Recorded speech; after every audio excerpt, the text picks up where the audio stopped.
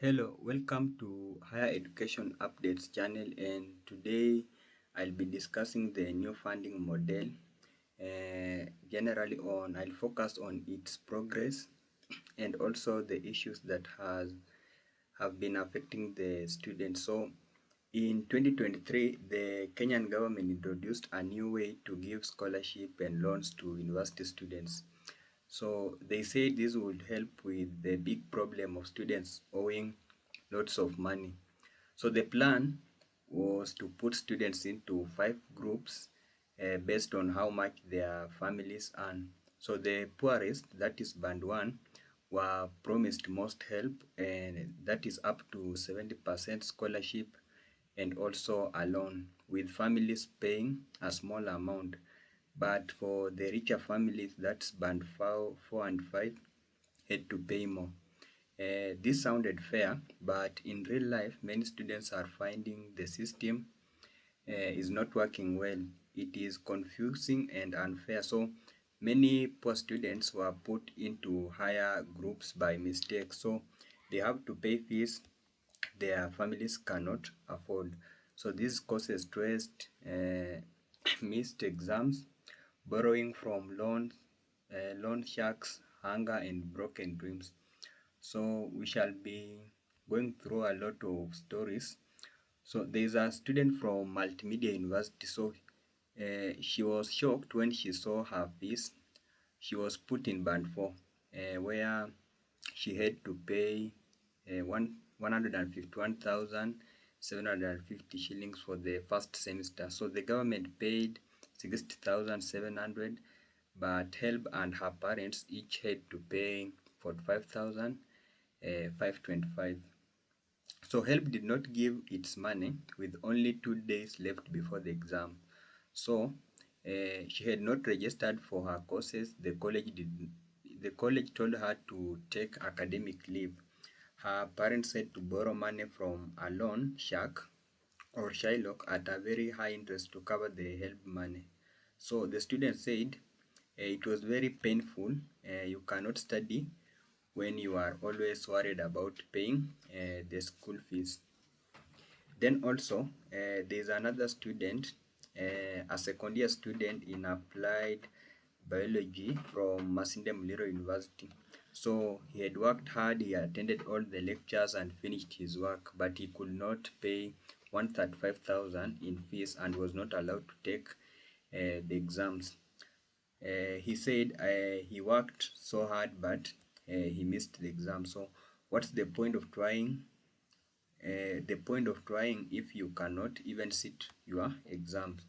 Then also there's another student, and this student story shows how the system is very wrong, because she went to Lukenya school, a private school, not because she was rich, but because her father worked there as a janitor, and also she got a scholarship. So later she went to Bishop Gatimu Ngandu Girls on a scholarship too. She did well in her exams and got into JKUAT, that is Jomo Kenyatta University of Agriculture and Technology, but the system put her in band 4 just because of the school she went to, not because of her family's real situation or status. So she has to pay 72,000 every semester. That's about 140,000 a year. Then she can only pay some of it. So she works online writing jobs, but the money is not enough. So the student said, I am the firstborn and uh, have siblings who also depend on her. It is very hard for her family. Then let's look at the scholarship struggles. So this student's story is not alone. Many students who once got scholarships are now in higher groups and have to pay more fees. Even students from poor families are treated like rich ones just because of their school history. And so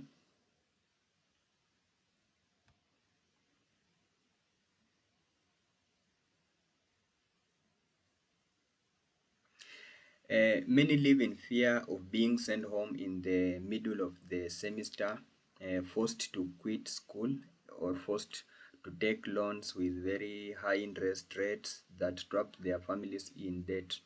So education, which should help them out of poverty, now feels like a cruel trap. So let's look at the broken system and the courts. And so in December 2024, the High Court stopped the new funding system because the public was not consulted.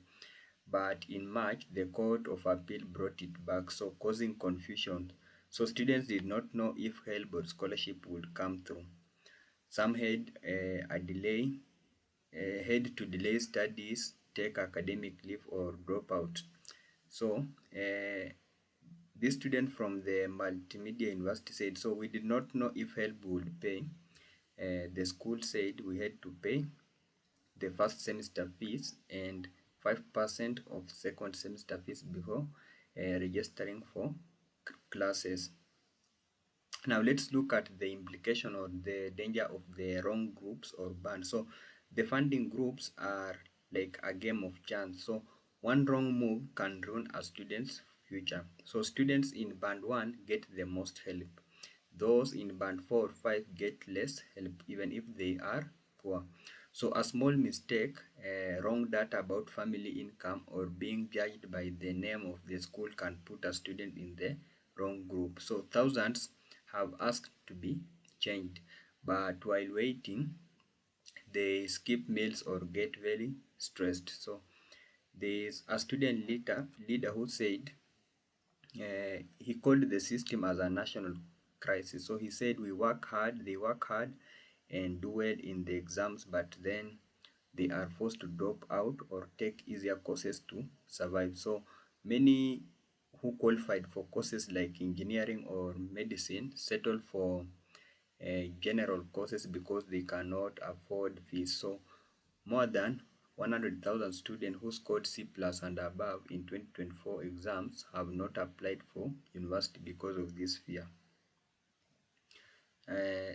So before helped all students once admitted, a student could study knowing they had funding.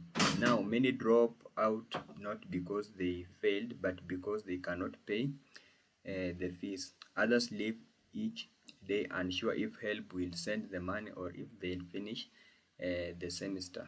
So the education in Kenya is in trouble. So poor funding, bad decision, and chaos have left students at the mercy of loan sharks, hunger, and worry. So removing exam fee, help, teacher strikes, and now this funding crisis now show a failing system. So the stories of these students show the real struggle. So Kenyan youths are smart, hardworking, and full of hope, but hope alone cannot pay fees of 151,000. So the new funding model is closing doors instead of opening them. So it is time for a real change. We need a system that treats students as people, not just numbers. So behind every fee is a story, a dream that should not be crushed by the system made to help. So thank you for joining this session and let's meet next time.